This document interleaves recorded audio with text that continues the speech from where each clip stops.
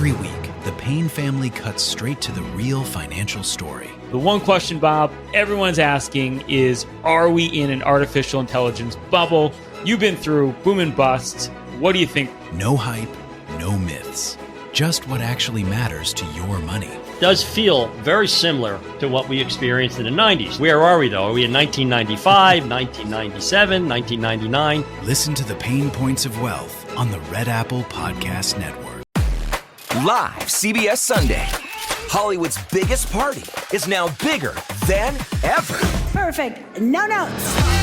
The Golden Globes, with more stars, more glamour, more chaos, and more host Nikki Glazer. We're gonna laugh at the celebrities that can take it and completely ignore the ones who can't.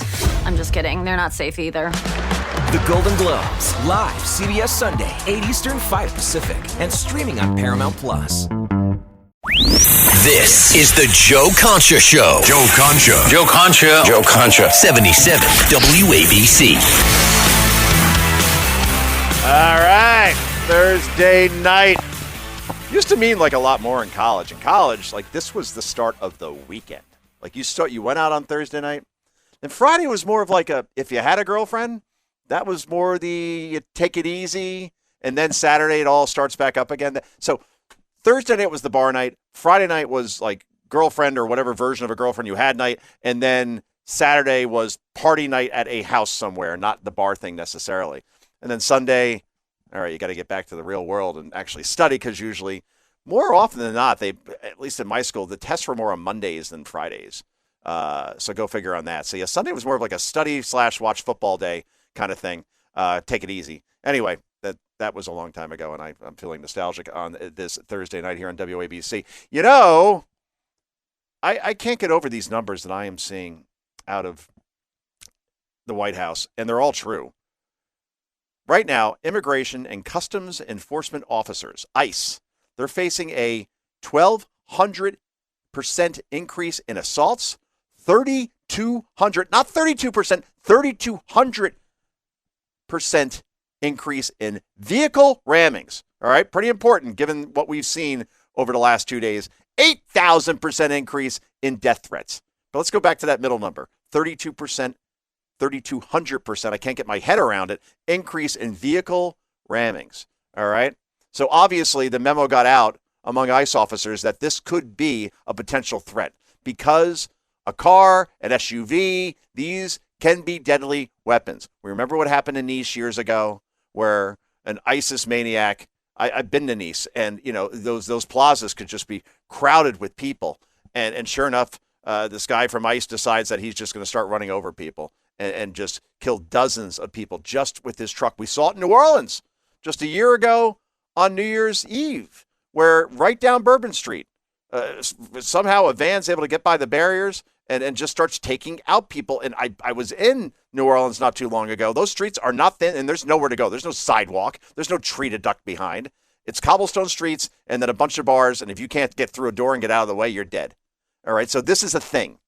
And if ICE agents are facing a 3,200% increase in vehicle rammings in Minneapolis, if you're a 37-year-old activist, where we're seeing reports now where this person was there to agitate, was there to obstruct ICE agents from doing their jobs, all right? The bottom line is that we're seeing something in Minneapolis where I got to hear from leaders there, like this mayor, this Jacob Frey, who just is as big a weenie as the mayor of Providence of Rhode Island. This guy does half of his speeches in Somali because, God forbid, he doesn't want to upset his biggest voting bloc. They've turned that city into Mogadishu. Might as well call it that. The Mogadishu Vikings, the Mogadishu Twins, the Mogadishu, who's the basketball team? Timberwolves, right? I mean, just go ahead. Mogadishu Wild, NHL. I'm just showing off my sports chops at this point. The point is that you got this mayor who does his speeches in Somali. You got Tim Walz, who called it outright murder, and that the federal government is at war with us. No.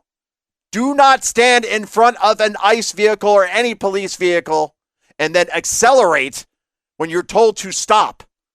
You cooperate, you ask the officers what they need, and you stay still. And if you can say, well, she was just trying to get away. Sorry. She tried to get away with an officer in front of her at the hood. What would you have him do in that situation? When they know, when they've been briefed, like, watch out for vehicles that may try to run you over. The fact that Democrats are trying to exploit this to turn into like a next George Floyd moment, they've been begging for this ever since Trump started to send ICE agents into major American cities to root out violent criminals who entered the country illegally. And we just had a murder rate in 2025 drop as fast as any we've seen in history. And if you don't think there's a connection between ICE agents doing their job and those numbers that we're seeing, you're out of your mind. Meanwhile, this maniac, he isn't just killing people overseas. An ICE agent today shot and killed an unarmed 37-year-old woman during an ICE operation in Minneapolis. They're there under the guise of protecting us. Oh, F you. Unarmed? At last check, an SUV is a deadly weapon. Unarmed. You moron. And again, I don't get anybody, whoever's left watching this show, how you find this entertaining. When Trump isn't killing people overseas. Yeah, killing people. What, Venezuelan and Cuban security forces at a military compound to get a guy, Maduro, who's likely responsible for the deaths of hundreds of thousands of Americans? And let alone what's gone on in Venezuela. 8 million people. One of the biggest humanitarian crises we have seen in modern times. 8 million people have fled that country. That's how bad it is. And it should be a rich country. It should be the crown jewel of South America with all the liquid gold that they have underneath their feet, all the minerals they have there as well. Could be a beautiful country. And Maduro and Hugo Chavez before him destroyed it. And Jimmy Kimmel's talking about, we're killing people overseas. Oh, screw you. I can guarantee you that Kimmel not once ever said anything about Barack Obama and the thousands of drone missions he led over in Africa and the Middle East, literally killing an American citizen with one drone strike, which at last check I would think would be illegal. He killed hundreds of people, Obama. And I bet you that Kimmel was cheering it all on. Kimmel, by the way, was the same guy that was at that fundraiser in Los Angeles with George Clooney and Barack Obama, where Joe Biden didn't know how to get off a stage, to the point where Obama basically had to take him by the arm and lead him off. And there's Kimmel smiling and laughing, and he didn't say a word about it. Yeah, you're so brave, Jimmy. I don't hate people, but I'm pretty close with Jimmy Kimmel because he's just so friggin' pious. And I don't understand ABC and Disney thinking that this is something that's entertaining outside of those who just watch MSNBC all day. That's literally his audience. But, you know, there he is, and I'm playing him, so I guess he's accomplishing what he wants to, I guess. Anyway, Scott Jennings, I think, you know, CNN, again, has more, I think, employees than viewers at this point. They couldn't even average 500,000 viewers in prime time. Think about that for Abby Phillip or Caitlin Collins. Who's making the decisions over there thinking that these people are primetime hosts? Because if you can't get 500,000 people to watch, that means you can't get 10,000 people per U.S. state. Think about it. 50 times 10 is 500,000. And they can't even get 10,000 people per state, despite being in more than 90 million homes. That's literally almost impossible. All right. True TV beats CNN. INSP, which plays Gunsmoke reruns, beats CNN. SpongeBob, which isn't a thing anymore, beats CNN over on Nick Jr. Even my son's like, hey, you want to go see the SpongeBob movie? I asked him. He goes, Dad, I'm past that. He's 10. And yet that gets higher ratings. So CNN, anyway, they do have one shining jewel, and that is Scott Jennings, who's come on with me here on WABC before. Here he is talking about political vigilantism. This is very interesting two words that he put together there. This is cut 3. Go. Why are people showing up in vehicles, in convoys, not just in Minneapolis, but all over the country in an effort to obstruct lawful federal law enforcement activities? Good question. This is not an isolated incident. We have had hundreds of car rammings against ICE agents all over the country. According to DHS, this lady in this car today, along with other vehicles, had been tracking ICE agents around. Why are people believing that they can drive their car into a federal law enforcement situation and that is an appropriate thing to do? It's a very good question. It's a great question. That's the only person with common sense on that network. Yet they're stupid enough not to give him his own show. Give him a show. Give him, like, I don't know, Van Jones' show and call it Crossfire 3.0, right? The guy deserves an hour on his own and not being part of like an 8-person panel with Abby Phillip the Jimmy Kimmel of CNN speaking down to him all the time. It's what I would do. I don't mean to give I can't call them competition. We have like 6-7 times the audience of CNN over on Fox, but it's what I would do if I were running things over there. Give the guy a bigger platform. Of course, they won't do that because he plays for the wrong team, and that's just not going to happen over on that network. A guy who appears often on that network also is Mr. Fang Fang himself, Eric Swalwell, which again, if a woman is named Fang Fang and says, hey, maybe we should hang out and hook up sometime, I'm sorry. I got to think, from China, nickname Fang Fang, probably bad news. But Swalwell, not the brightest bulb, no question about it.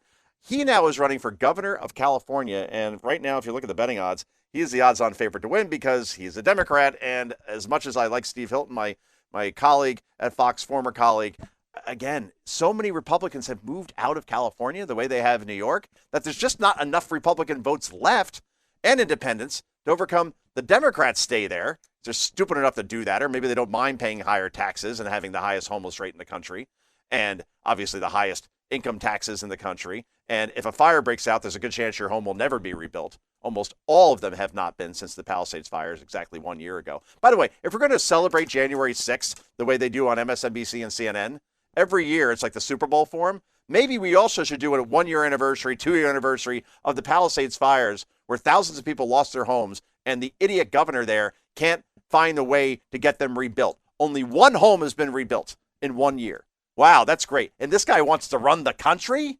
He's the leading odds getter right now as far as being the person who's going to be the nominee for the Democratic Party. And he could win because this guy lies better, a lot more, can think on his feet a lot better than Kamala Harris. Certainly for sure. He's not as, AI as Pete Buttigieg. And then who else is going to run? AOC?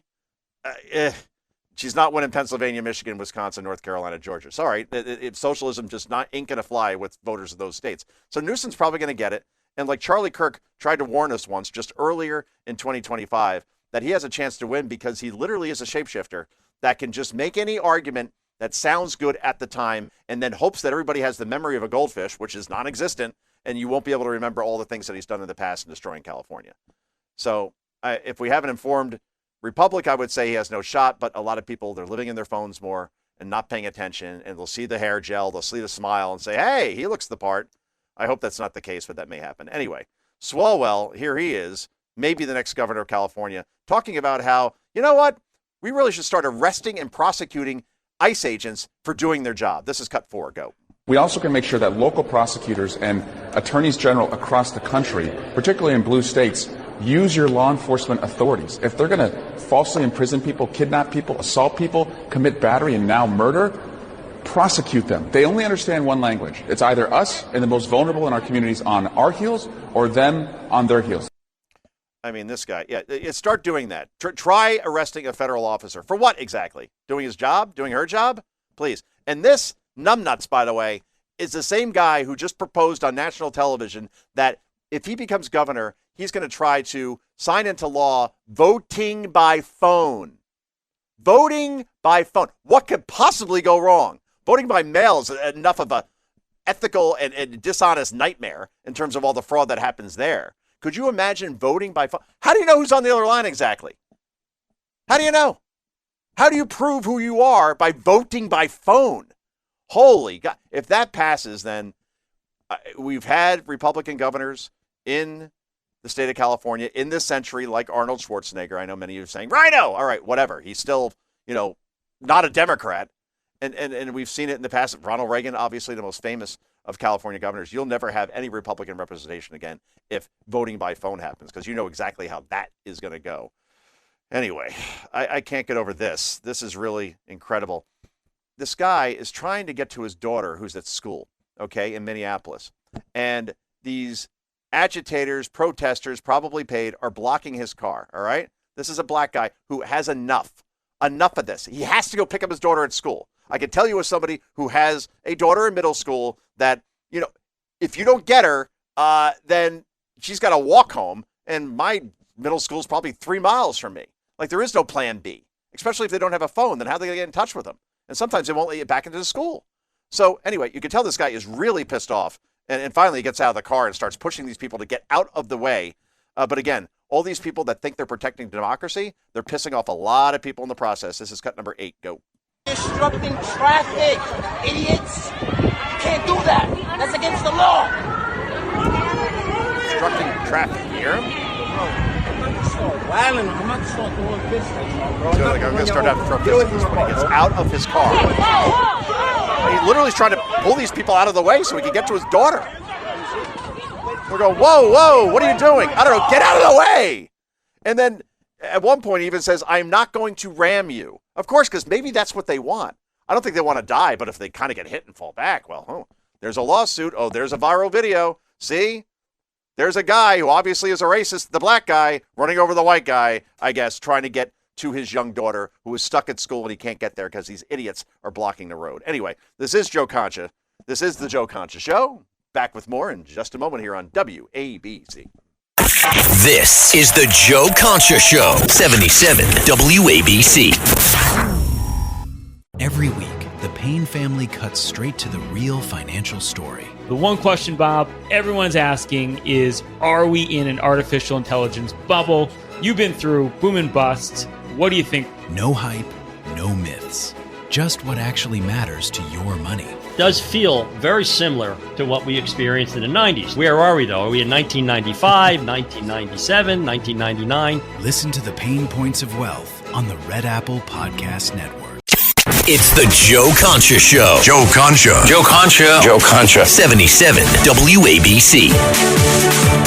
All right, welcome back, everybody. J.D. Vance, is so different from every other vice president. It's funny. I met him at Mar-a-Lago. I was there for New Year's Eve, not this year, but the year before. And if you haven't heard the story, basically I interview the president-elect at the time, Donald Trump.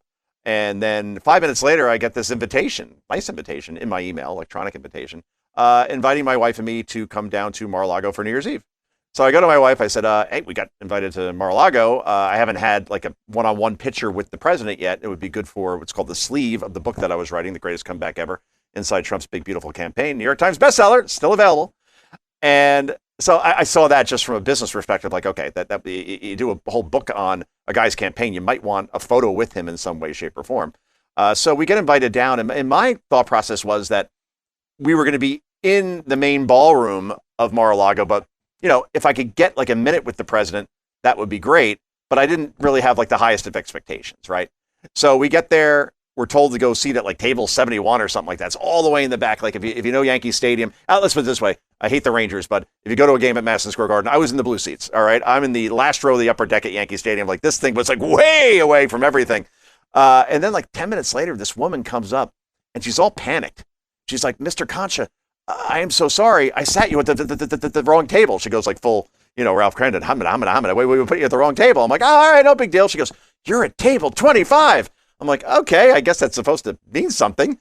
Table 25, great. So she goes, it's right over there. I got to take care of this person here, and I'll see you over there. I'm like, okay, great. She kind of points like to the middle of the room. My wife and I walk over there, and I'm counting tables. They all have like numbers that are kind of high on like these place settings. I see 27. I see 26. I see a bunch of people and like some plants. I don't know. And then I see 24. I'm like, oh, come on. Am I being punked? I'm like looking around for cameras at this point. Like, what's going on? I can't find this table 25, this infamous table 25. Again, I have zero expectations I'm going to like a really good table. I mean, it was more near the band, which good news, bad news. Boy, they play loud in that room. Anyway, and then I realize, and my wife and I realized at the same time, I go, is that Trump's table? Because the Secret Service like kind of surrounds it. And I go, yeah, you don't think we're there, do you? And then sure enough, we see our place settings with our names. Joe Concha, Jean, my wife. I'm like, wow, that's kind of cool. So we're at the end of the table. And as we're walking up, here's who I see there. Melania, Trump, Elon Musk next to Trump, across from Trump, J.D. Vance, Usha Vance. I think Jordan Peterson was there. Mrs. Musk was there. And then Joe Concha and his wife. I'm like, who doesn't belong in this picture right now, So we sit down. It was really fun. I got some time with the president. I got my picture, which was good. But I also got to talk to J.D. Vance as well. And I said, wow, J.D., I mean, what if I told you just even last year that you would be here as the incoming vice president of the United States, sitting across from the incoming president of the United States? What would you have told me? And he said, I don't think he minds me sharing this. I would have told you to get the F out of here, that you're effing crazy. I said, yeah, I kind of feel the same way in terms of me being at this table. Because again, when I wrote the book, I didn't know whether he was going to win or not. I had a pretty good feeling he would. I thought he was running against Joe Biden at the time. I know the country was going completely south. I know that Trump obviously had the better plan, the better message. I was just worried about all the lawsuits and a hostile media and all the things going against him. But obviously, and one of the greatest comebacks you could say since Jesus, or at least the Boston Red Sox beating the Yankees in 2004 in the ALCS, he came all the way back and won the thing. But in talking to J.D. Vance, like such a down-to-earth guy. And I couldn't get over the fact that he's 40. You know, like 40 used to be old to me when I was 20, but 40 now to me at my age, which is slightly older than 40, is young. But, you know, he's smart beyond his years. He's got a great sense of humor. Usha is lovely.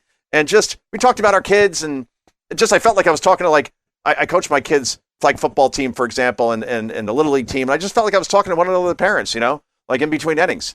Like, he comes across that way. But, boy, he's also a genius, and he's fearless. Like, that's what I like about him most. Like, what did you ever see Kamala Harris do any long-form interviews when she was vice president? She did one, I think, with Lester Holt on NBC, where he said, have you been to the border? And she said, well, I haven't been to Europe either. What's your point? It's like, oh, God, she's not good at this at all. Never held a press conference ever. J.D. Vance, this week alone, joined Caroline Leavitt in the James S. Brady briefing room and took questions for about an hour from reporters and can never look more comfortable, and did it with a smile. And you just didn't see that out of vice presidents, quite frankly. Dick Cheney ever take any questions? Nope, never saw it. Joe Biden ever take any questions when he was vice president? Remember Al Gore taking too many questions? I could go through the list. But the point is that JD is out there, and he will be the nominee in 2028. And here he is. This is him, actually. He sat down with Jesse Waters in Cut 9, and he believes, honestly, that this whole fraud that you're seeing in Minneapolis and Minnesota, this is not relegated to just Minnesota. Not even close. Cut 9, go. We believe that there is a nationwide fraud ring that's rooted in rooted in illegal aliens and others taking advantage of the American welfare system. We're going to get to the root of it, and anybody who's involved is going to get prosecuted. Precisely. I mean, this thing is just getting underway, folks. And we're going to find out in a lot of states, especially blue states, New York, coming for you next, all those billions of dollars that were doled out in 2020. When there's no accountability for it whatsoever in terms of where it was going and how it was being used. All right. The ice is melting right underneath the feet of many leaders not named Tim Walz. Trust me, it's coming. It will be the biggest story of 2026, perhaps outside the midterms. That's certainly for sure. Meanwhile, JD, also the vice president, I should show some respect. Also, as I said, taking questions from reporters. And at this point, he's asked by a reporter about that ICE officer and what he was trying to do in that moment, as far as a car is coming at her, in this case, a truck. It's 2 feet from him. There have been, again, I'll repeat the stat, a 3,200% increase in rammings of ICE officers by vehicles. So yeah, word's out. This could happen to you. Here's Vance's answer in Cut 10. Go. Well, being part of the network doesn't justify being shot, but ramming an ICE officer with your car, that's what justifies being shot. It's not a good thing, by the way, but when you force somebody to engage in self-defense, it's almost a preposterous question. It is a preposterous question, right? Like, oh, did this person deserve this because they were an activist? Of course not. But they do. I'm not saying deserve, but this is what happens in this moment when you got to think in about a second. Trucks coming at you, big increase in rammings of ICE agents. That was the only option that agent had at that point, and he will not be prosecuted. Every legal analyst that I've spoken to thinks the same thing, including Jonathan Turley, obviously. Meanwhile, finally, J.D. Vance, here he is again with Jesse. This was an interview that aired on Wednesday night. And he's saying here what I've been saying for a long time, that many people that just observe the political arena from an objective perspective. And I keep looking for the Tea Party moment for Democrats. In other words, 2008, Republicans were out in the wilderness, right? Barack Obama won that election quite easily over John McCain.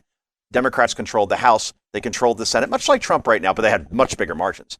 And the Republican Party was deemed to be a regional party at that point. That can they come back from this? Are they dead? Like, literally go back and read the stories from 2008, 2009, and the Tea Party came about, and that was the movement that got Republicans back the House and eventually the Senate. What is the Tea Party moment for Democrats?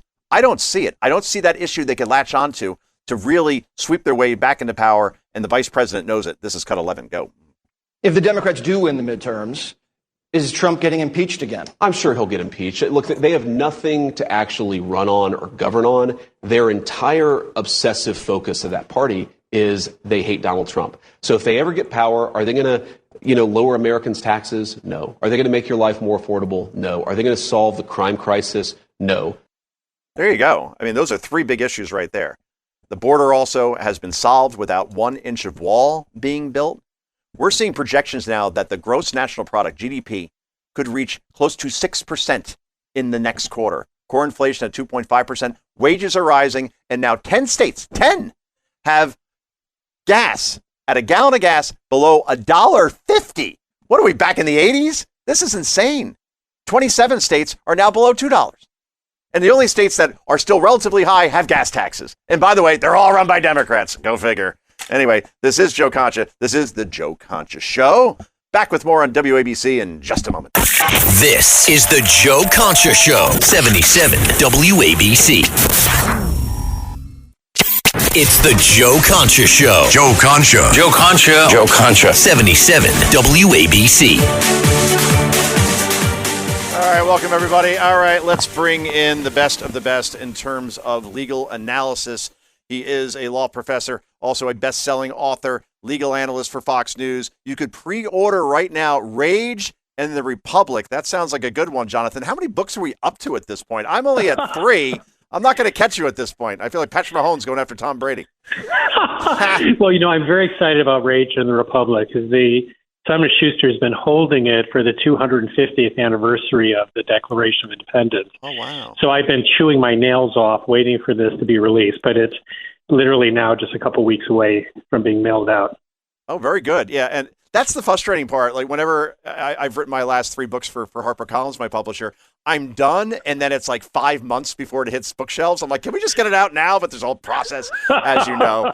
And you want to do it in 2026, 250th anniversary. It's going to be crazy, right? We're going to have the ball drop at Times Square on July 4th, which I don't, in my lifetime, I've never seen before. We're going to have the World Cup here going on at the same time. We're going to have MMA fights on the South Lawn at the White House. It's going to be quite the year. It's going to feel like 1984 all over again, Jonathan.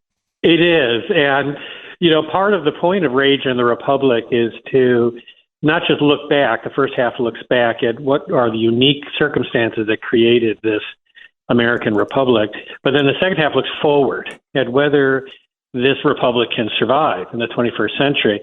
But it is really striking how many of the problems we faced in the 1700s are reappearing. I mean, that we're facing many of the same voices, the same ideas that were raised back then. Amazing. I can't wait to read it. Is there an exact due date or launch date, I should say, due date? Launch yes, date. It's February 3rd.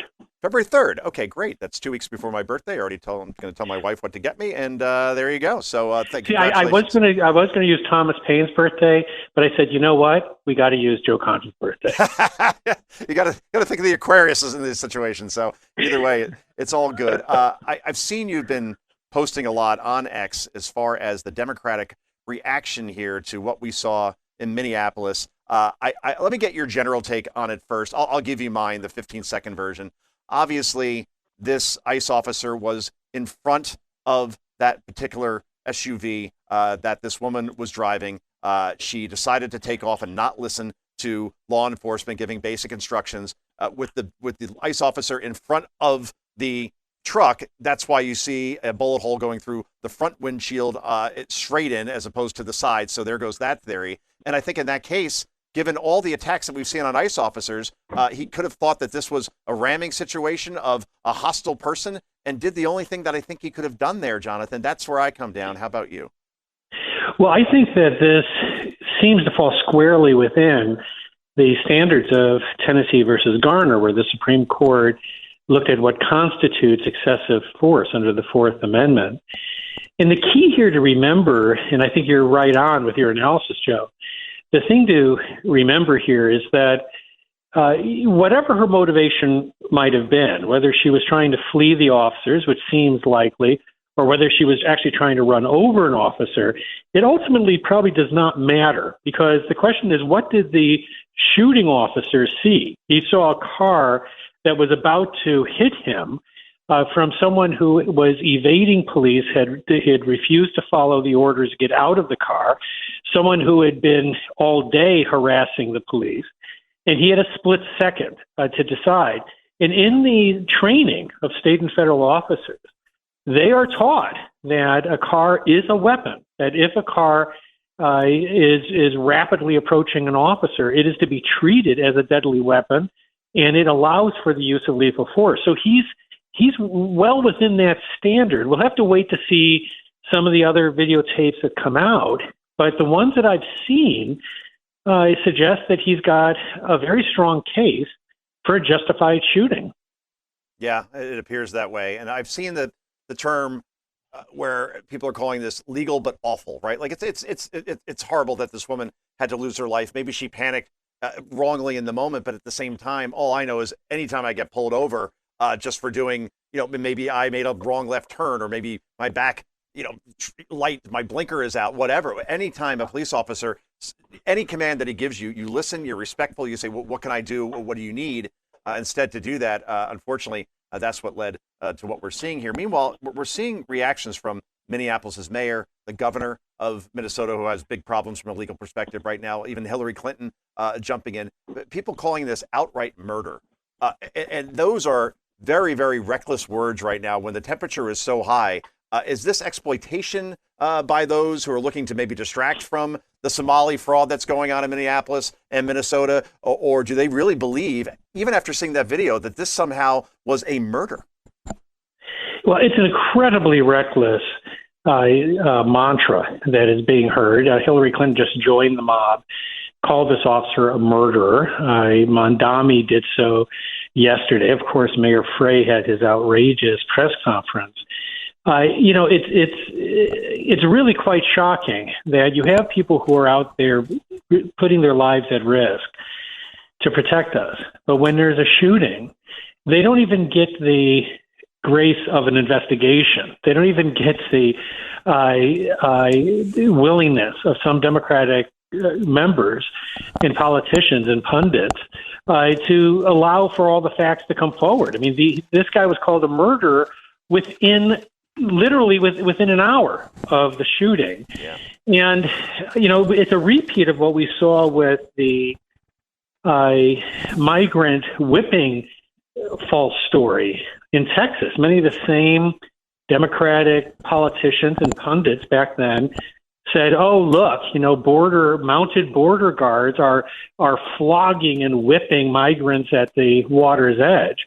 There was a video that had been released that, if you watched it, clearly showed that they didn't do that. I mean, I posted almost immediately after that story broke that this video does not show them whipping migrants. It shows them using this to sort of guide the horses, but not directed against the migrants.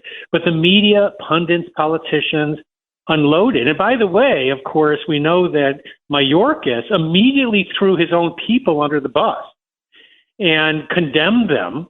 That's quite a difference from what we saw with Secretary Noem, who came out and said, look, these guys are trained to protect themselves, and that's what this officer believed he was doing.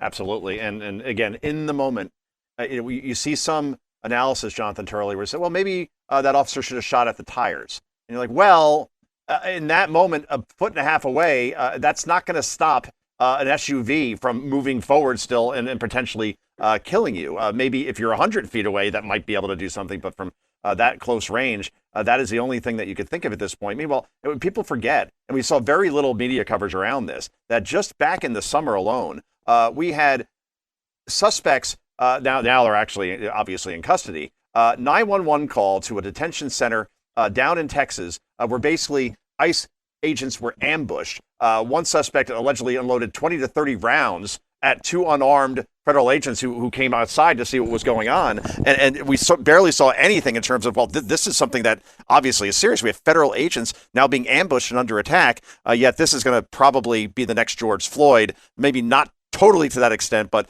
at least as a national story among the CNNs and MSNBCs and New York Times, that will obviously be something, I guess, to try to take down the Trump administration, to try to deter ICE, but it appears that is not going to happen. We're talking to Jonathan Turley right now. When we look back on 2024 and 2025, Jonathan, and we see all the lawsuits that were brought about against Donald Trump, whether that be in Fulton County, Georgia, by Fani Willis, whether that be the Jack Smith cases, all of them have gone away. Is there any chance that they could be resurrected, or are they done? And ultimately, why, at least in the Fani Willis case, I'll start there, why did they go away? Is it because of their own ineptitude, or was there never really a case there in the first place? Because I remember your analysis saying at least one of the Jack Smith cases could have been seriously damaging to the president, and maybe even a guilty verdict could have been handed down. Yeah, what's fascinating is that a lot of this deals with a combination of negligence and hubris. Jack Smith might have been able to eke out a trial if he had not gotten greedy. He had this issue with regard to the classified documents being held at Mar-a-Lago and possible obstruction claims. Those are fairly standard claims for prosecutors. They have the best chance of surviving. But instead, he wanted to go for the whole Megillah, and he came up with that DC filing, which was absurd. And he ended up getting review what caught that up was, in Jonathan? Just for the folks at home, just to jog our memories on that. The DC yeah, I mean, filing. he was alleging all types of sort of vaguely defined election violations. He didn't accuse the president of incitement, but he, in his press conference, made it sound like he was charging the president with incitement.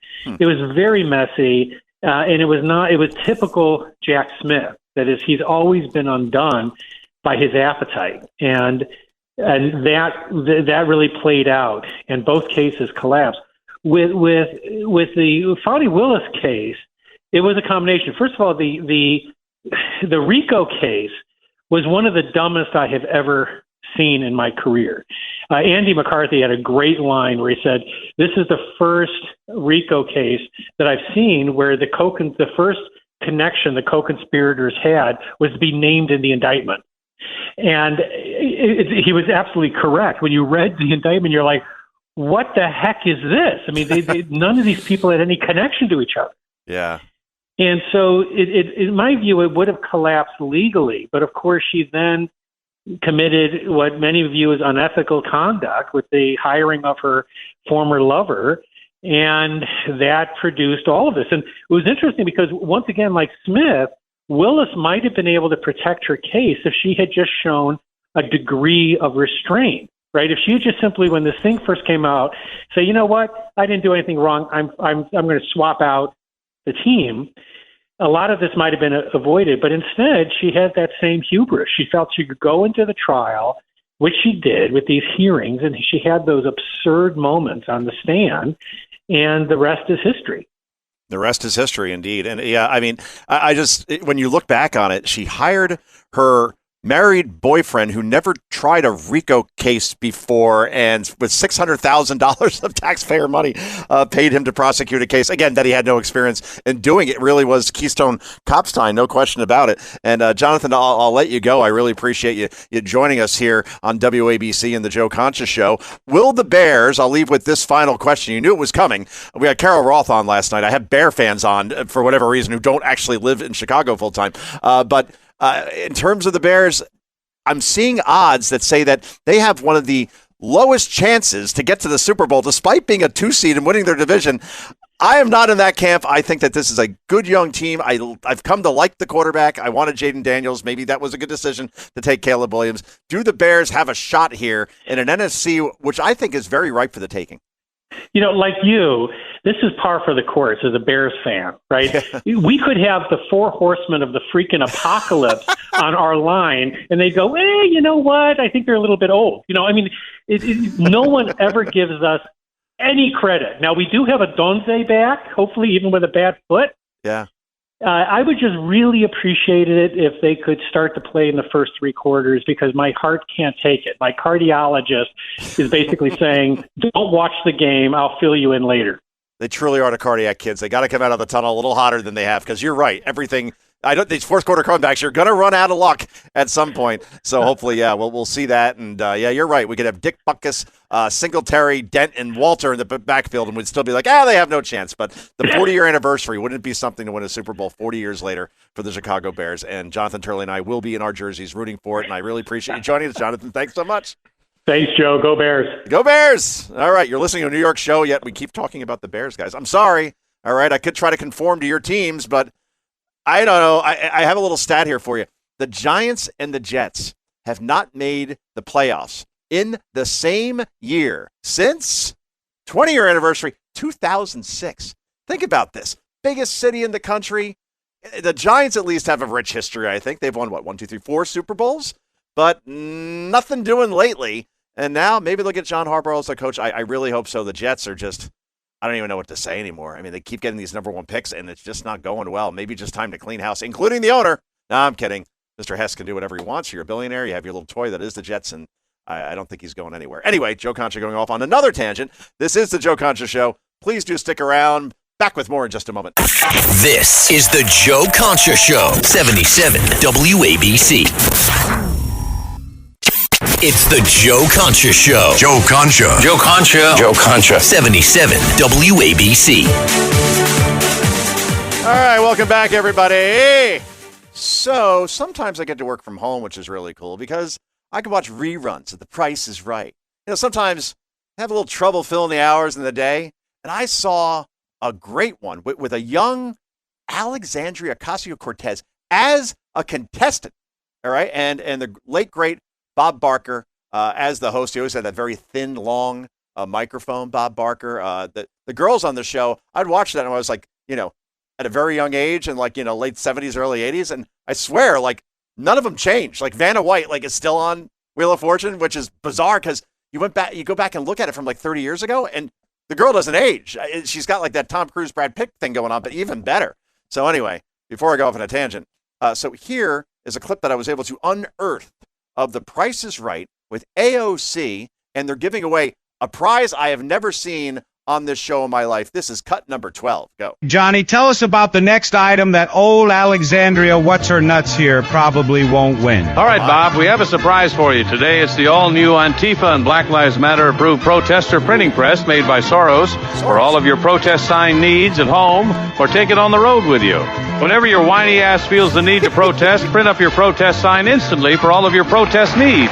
Made by Soros. Oh, wow. The Price is Right used to be so politically incorrect. A sign maker made by the company Soros. Could that mean George Soros, Alex? Of course it does. Whatever your whiny ass wants to protest, these signs will be available immediately. And that is what we're seeing in Minneapolis, where, lo and behold, and even in New York for that matter, within hours of the snatch and grab of Nicolas Maduro, there were protesters in the street with the most beautifully made signs that would take a Hunter Biden months to put together in terms of art. And all these signs that look exactly the same with these beautiful fonts are all ready to go, which means there is an operation going on here, guys, funded by the Soroses of the world to the tune of tens, even hundreds of millions of dollars, that these protests, it's all about show, and it's all about performance art, and it's all to show some sort of groundswell against something when these people are paid agitators. What we're seeing in Minneapolis now with the ICE agent who was nearly run over, who had to open fire on a woman, an activist, who should have just stayed in her car and cooperated. She stayed in her car. The problem is she hit the gas and tried to run over an ICE agent. And what are you going to do in that situation? It really was incredible. Speaking of which, and by the way, I should finish the thought. All the protests you see there now, a majority of people are bussed in from out of the state.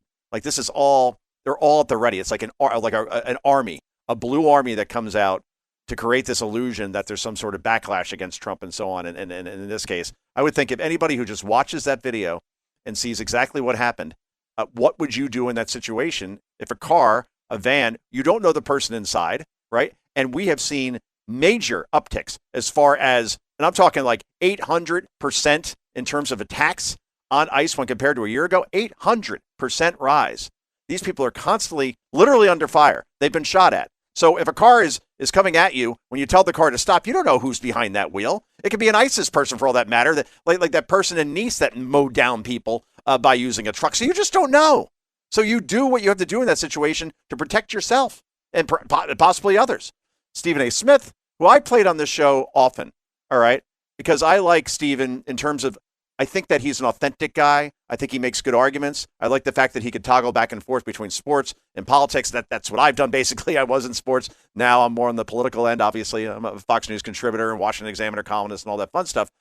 Stephen A. here, though, I got to disagree with my man here because, I'll just play it for you, and you tell me if this would have been something that would have been a reasonable response by ICE when one of their agents was nearly mowed down. This is cut number 2. Go.